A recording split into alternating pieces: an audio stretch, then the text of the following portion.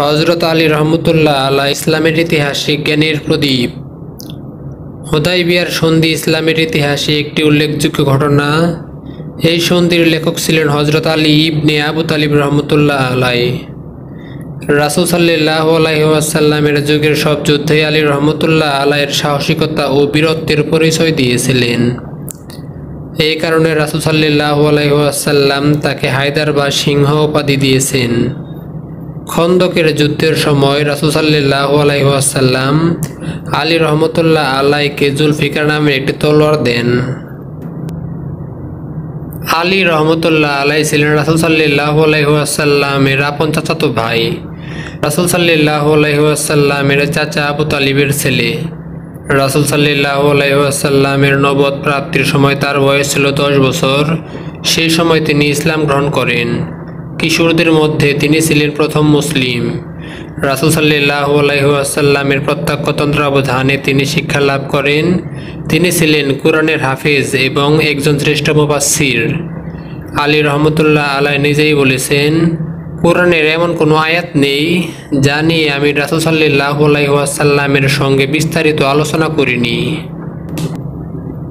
রাসূল সাল্লাল্লাহু আলাইহি ওয়াসাল্লামের হিজরতের সময় আলী রহমতুল্লাহ আলাই গুরুত্বপূর্ণ অবদান রাখেন।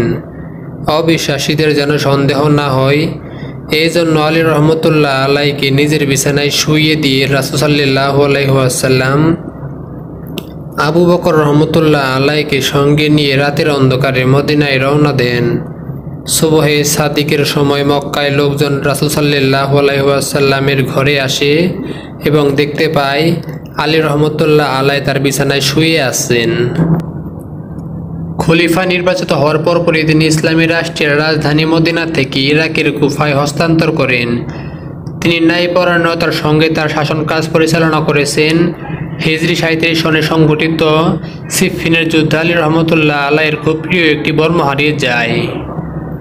হঠাৎ একদিন তিনি তার বর্মটি কুফার বাজারে এক অমুসলিমকে বিক্রি করতে দেখেন। তিনি লোকটিকে তার বর্মটি ফিরিয়ে দিতে বলেন, কিন্তু লোকটি তার বর্ম ফিরিয়ে দিতে রাজি হলো না। বর্মটি জোর করে নিয়ে নিতে পারলেও তিনি তা করলেন না। আইন অনুযায়ী লোকটির বিরুদ্ধে কাজীর আদালতে মামলা করেন। কাজী ও কঠোর ন্যায় বিচারক তিনি আলী রহমতুল্লাহ আলাইয়ের দাবির সমর্থনে প্রমাণ চাইলেন।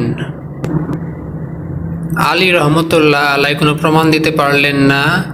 ফলে কাজী অমুসলিম লোকটির পক্ষে মামলায় রায় দিলেন। মুসলিম জাহানের শাসকের এমন ন্যায়পরায়ণতা লোকটি খুব বিস্মিত করল।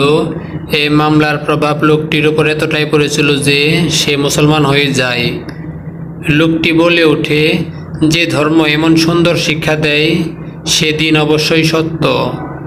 আমি সাক্ষ্য দিচ্ছি, বর্মটি আমিরুল মুমিনের। সিফফিন যুদ্ধে যাওয়ার সময় উটের পিঠ থেকে বর্মটি পড়ে গেলে আমি তা তুলে নিই। লোকটি ইসলাম গ্রহণ করায় আলী রহমতুল্লাহ আলাই খুব খুশি হয়ে বর্মটি তাকে উপহার হিসেবে দিয়ে দেন। আলী রহমতুল্লাহ আলাই ছিলেন জ্ঞানের ভাণ্ডার। সে যুগের শ্রেষ্ঠ আরব কবিদের মধ্যে তিনিও ছিলেন একজন। দিওয়ানে আলী নামে একটি কবিতার সংকলন পাওয়া যায়, তাতে 1400 শ্লোক আছে।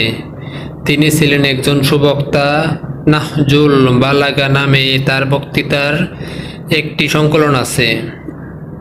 মৃত্যু করে তার বয়স ছিল 63 বছর।